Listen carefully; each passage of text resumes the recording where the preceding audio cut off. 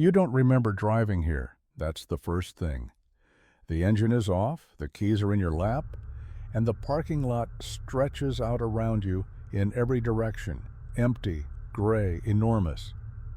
The kind of lot designed for 1,000 cars. You count 7, including yours, all of them parked far apart from each other like strangers in a waiting room. The mall rises up from the asphalt in a long, flat wall of concrete and tinted glass. Its name is missing from the sign above the main entrance. Just a row of bolt holes where the letters used to be, rusted orange around the edges. The lights inside are on. You can see them through the glass, the pale, humming fluorescence of a place that is technically still open. Your phone says it's 8:47 p.m. That feels wrong, but you can't say why. You were going somewhere. You had a reason. It's sitting right at the back of your mind like a word you can almost pronounce. And every time you reach for it, it slides further away. You get out of the car. The air is warm and still. No wind, no birds. The sky is the color of a television screen that hasn't been tuned to a channel. Not dark yet, not light either, just flat. You walk toward the entrance because there is nothing else to walk toward. The automatic doors open before you reach them. Not when you're close enough to trigger the sensor. They open when you're still 20 feet away, as if the building saw you coming and decided to be polite. Inside, the mall is exactly what you'd expect, and nothing like what you'd expect. Tiled floors, a fountain in the center court that isn't running, directory signs with store names you almost recognize, close enough to real brands that your brain fills in the blanks before you can read them properly. You look at one sign directly, and the letters seem fine, but when you glance away and try to remember what it said, you can't. Not one word. The air smells like new carpet, and something underneath the new carpet. Something older. The lights hum. It's that particular hum, the one that exists in the frequency range between hearing it and feeling it. The one that settles into the base of your skull and stays there.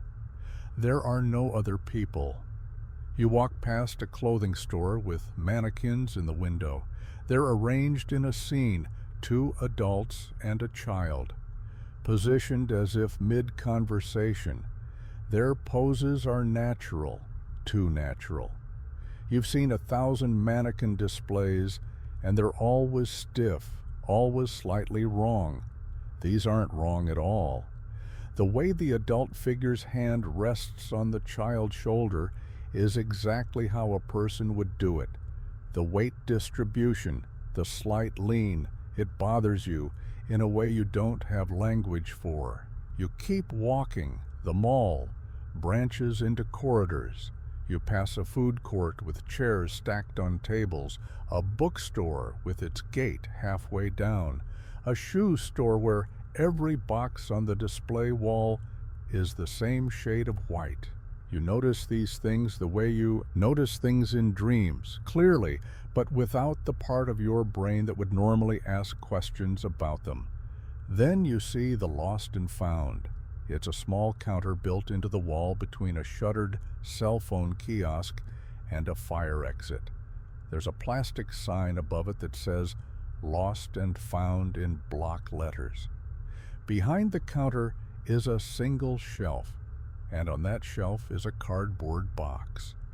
The box has your name written on it in black marker. Not a name that could be yours, your name. Your full name, in handwriting you don't recognize. You lean over the counter and pull the box toward you. It's light. Inside you find a watch, a silver digital watch with a cracked face, stopped at 2:13. Beneath the watch is a set of keys on a plain ring, a receipt from a restaurant you've never been to, dated 3 weeks ago. A photograph. The photograph is of a hallway. Not this hallway, a different one. narrower, with wallpaper and a low ceiling. A motel hallway. The carpet is dark red. The lights are the kind that buzz. At the far end of the hallway there is a door, and the door is open, and beyond the door there is only black. You turn the photograph over, on the back, in the same handwriting as the box. You left this here last time. You have never been here before. You put the photograph in your pocket. You don't know why. You clip the watch to your wrist. You don't know why you do that either. The keys go in your other pocket. The receipt you leave in the box. Your phone says 8:47 p.m. It said 8:47 when you were in the car. That was at least 15 minutes ago. You tap the screen. It responds. It isn't frozen. The seconds tick forward normally. 8:47:22, 8:47:23, 8:47:24. But it was 8:47 before. You're certain of that. You keep walking because standing still feels worse. The corridors of the mall begin to repeat. You pass the same bench twice, a wooden bench with iron armrests bolted to the floor near a planter with a plastic fern. The first time, you barely notice it. The second time, you stop. You're sure you walked in a straight line. You didn't turn. But here is the bench again. Here is the planter. Here is the fern. The third time you pass the bench, there is something on it. A cardboard box. Your name on the side. The same handwriting. Inside this box, the same watch, the same keys, the same photograph of the motel hallway, the same receipt. You check your wrist. The watch you put on is still there. 2:13. You look at the watch in the box. 2:13. They are identical, not similar. Identical down to the crack in the glass. The same hairline fracture running from the 2 to the edge. You close the box and leave it on the bench. You walk faster now. The hum of the lights changes. It's subtle. You wouldn't have noticed if you weren't already listening for something wrong. The hum has a rhythm to it, not mechanical, not random. It rises and falls in patterns that feel almost like breath. Long inhale, short exhale. Long inhale, short exhale. The mall is breathing. You try a door, one of the stores, it doesn't matter which one. The gate is up, the door is glass, and it opens when you push it.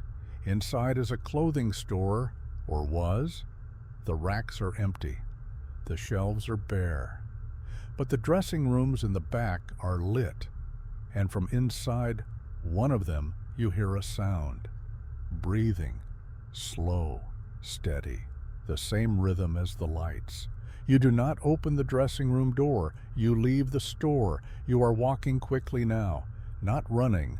Running would mean there is something to run from, and you are not ready to know that yet. You are moving with purpose toward the main entrance, toward the parking lot, toward your car. The main entrance is where you left it.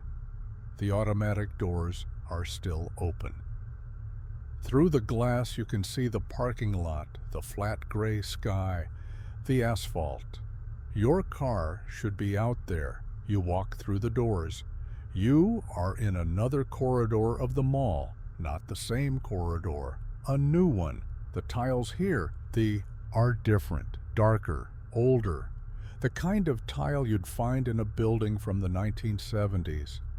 The ceiling is lower, the lights are the same, but closer together, and the hum is louder here. You can feel it in your teeth.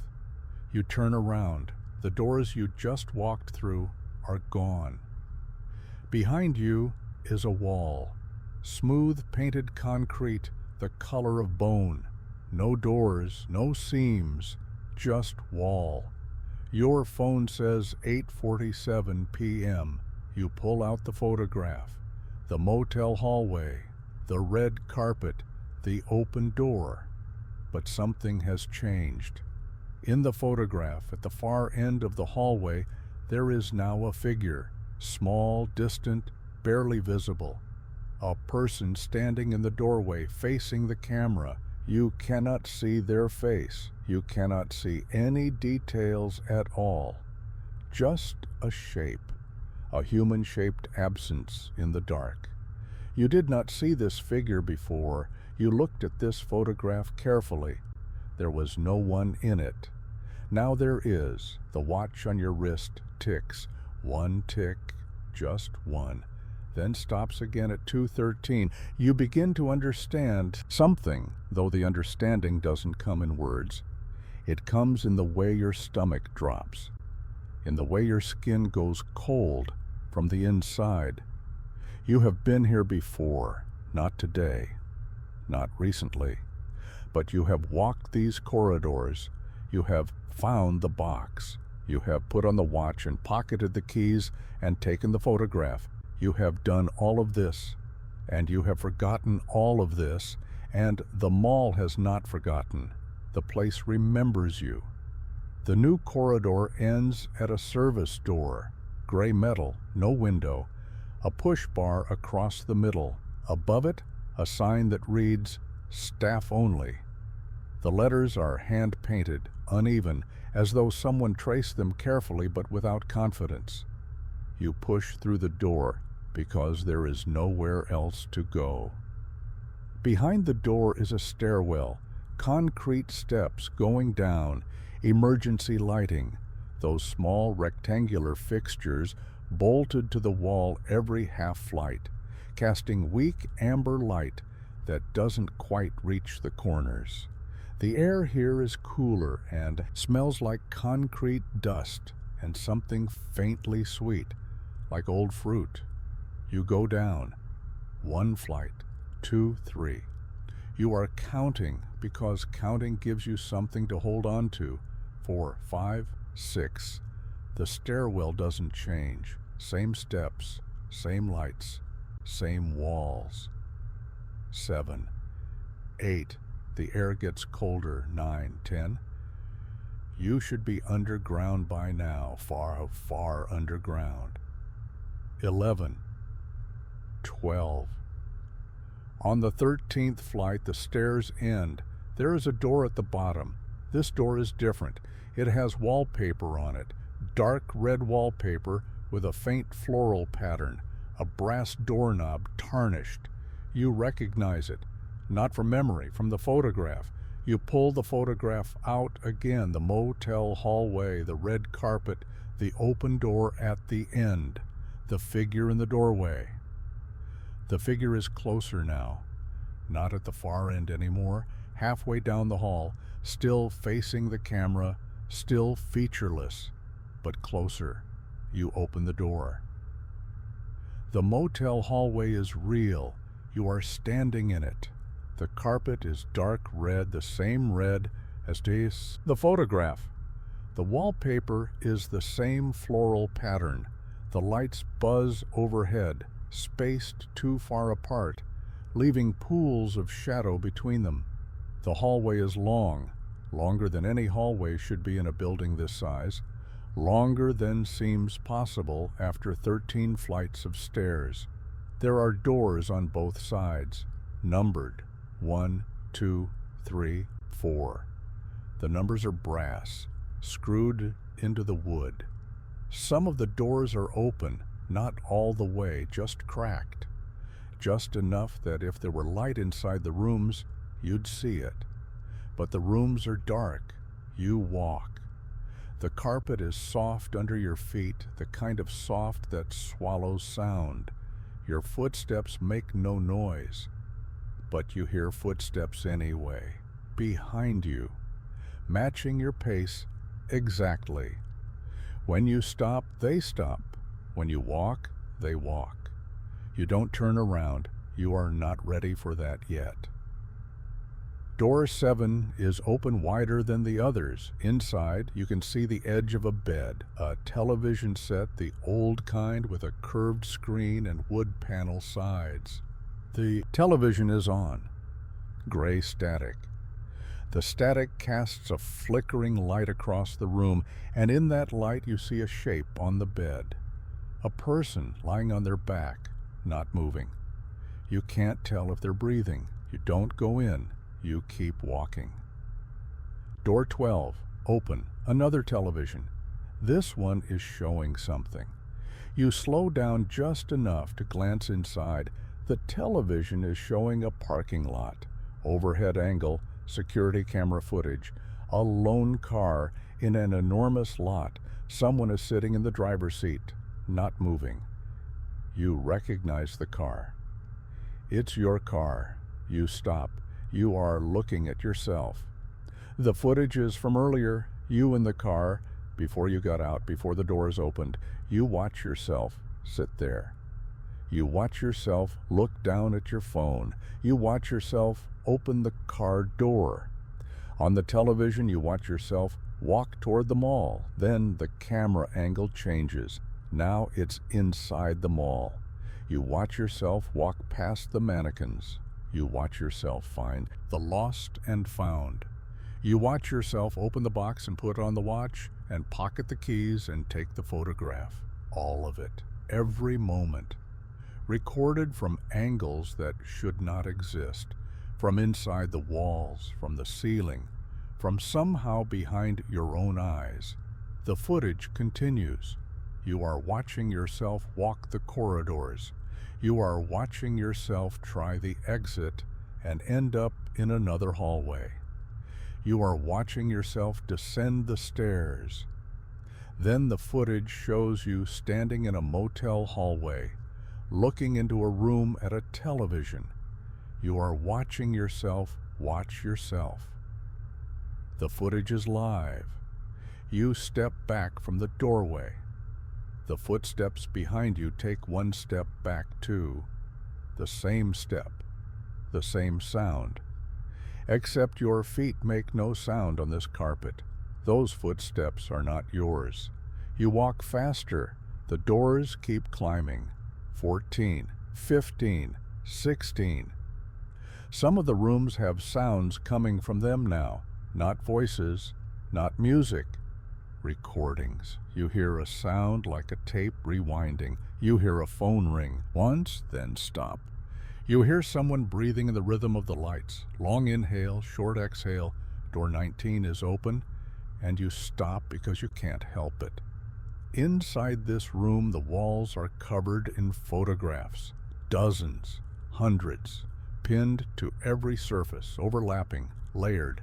All of them are pictures of the same hallway, this hallway, taken from different angles at different times. In some, the hallway is empty. In others, there is a figure. The figure gets closer from photograph to photograph. Sometimes it is at the far end. Sometimes it is in the middle. In one photograph, the figure is standing right outside the door of room 19, looking in. That photograph is recent. The carpet in the image is the same shade of red as the carpet under your feet. The wallpaper pattern matches exactly, and the figure in the doorway is wearing your clothes. You reach into your pocket for the photograph, the original one from the box. You look at it, the figure in the photograph is gone. The hallway in the image is empty. The doorway at the far end is closed. Because the figure is no longer in the photograph, the watch on your wrist ticks. 1 tick, 2:14, then it stops. Behind you, the footsteps resume. They are closer now. You can hear them clearly. The soft press of weight on carpet. They are not matching your pace anymore. They are gaining. You run. The hallway stretches. The numbers climb. 22, 27, 33. The doors blur past. Some open, some closed. All of them wrong. You pass a room where the television is showing your face in close-up, eyes wide, mouth open, running. You pass a room where the bed is made of cardboard and newspaper, a flat set piece that would fool a camera but not a person. You pass a room that has no back wall, just black, depthless nothing, and a cold draft that smells like rain on concrete. Door 41. The hallway ends. One final door. No number, just a mirror. A full-length mirror mounted where the door should be. You stop because you have no choice. The hallway behind you is dark now. The lights have gone out one by one, like something walking through them and switching them off as it passes. The darkness is coming toward you, not fast, not slow, just coming. You look at the mirror, your reflection looks back. It is you. Same clothes, same face, same posture, but its chest is not moving, it is not breathing, and its eyes are wrong. Not the color, not the shape, the timing. When you blink, your reflection blinks a half second later. When you move your hand, the reflection's hand follows, just barely out of sync, like something learning. The darkness behind you reaches your heels.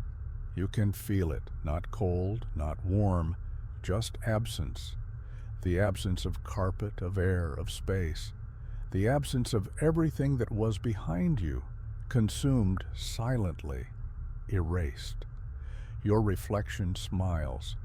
You are not smiling. It puts its hand against the glass from the other side, palm flat, fingers spread, waiting. You understand now, not everything, you will never understand everything, but you understand enough.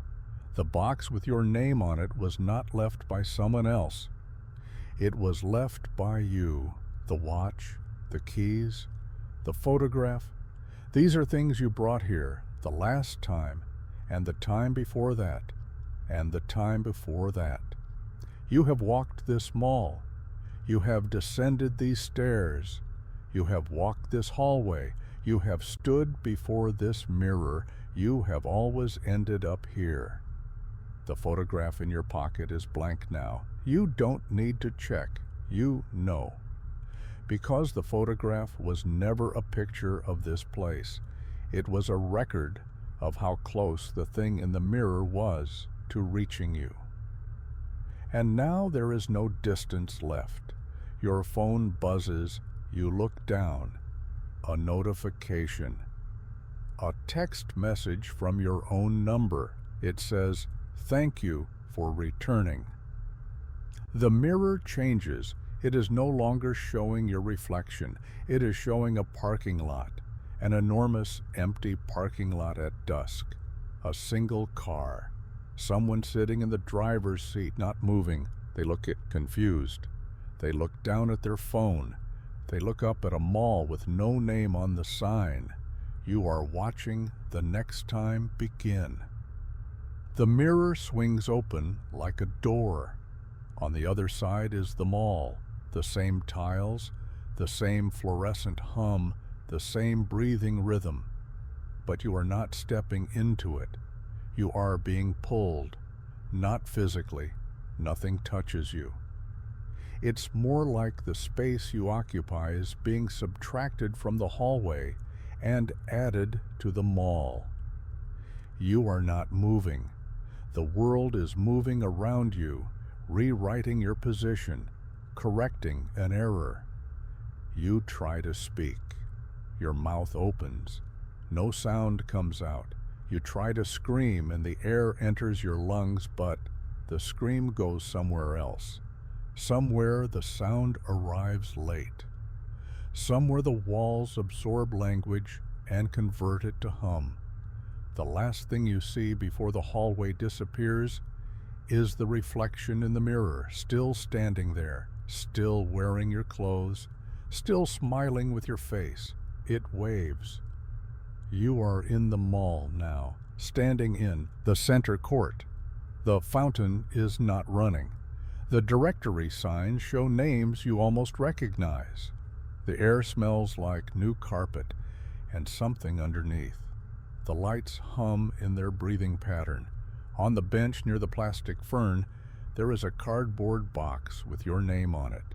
You don't remember driving here. Your phone says 8:47 p.m. You reach for the box. You have always reached for the box.